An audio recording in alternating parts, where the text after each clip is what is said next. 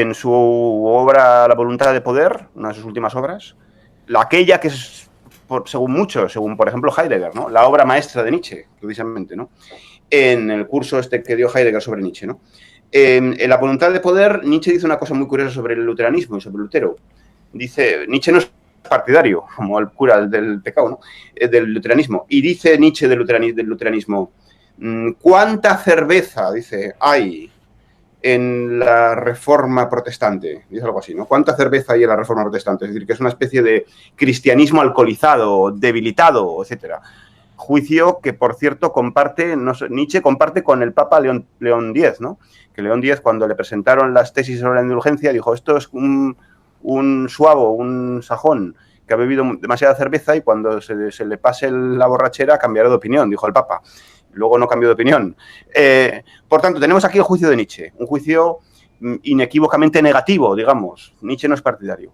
El que sí es partidario es Hegel, en cambio, porque Hegel en las Vorlesungen über die Geschichte der Philosophie, en las lecciones de la historia de la filosofía, dice algo así como que con Lutero, mit Luther begann die Freiheit des Geistes, es decir, con Lutero empezó la libertad del espíritu, pero luego añade, pero solo in nuce, ¿no? In nuce, solo en el larvadamente. ¿Larvadamente por qué? Pues porque, por supuesto, Hegel no es luterano tampoco. El sistema hegeliano es más bien ateo. Es más bien ateo porque la religión es solo uno de los momentos de la historia de la libertad del espíritu. No es el momento de la mayor eclosión de la libertad que pasa después que ya con el saber especulativo, etcétera, por supuesto. Ahora bien, Hegel no es partidario. Hegel es partidario, Nietzsche no lo es, ¿no? Pero esto no es decir nada. De nuevo, estamos ante juicios completamente lisológicos que sencillamente pasan por encima de los todos y de las partes.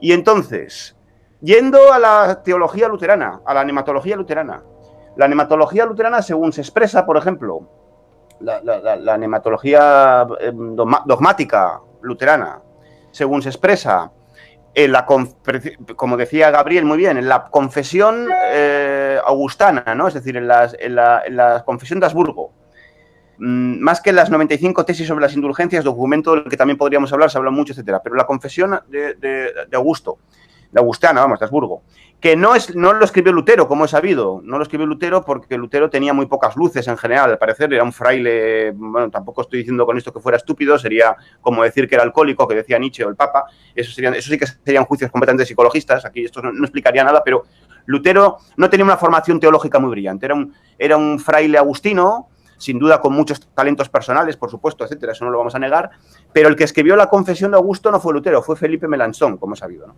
Y entonces,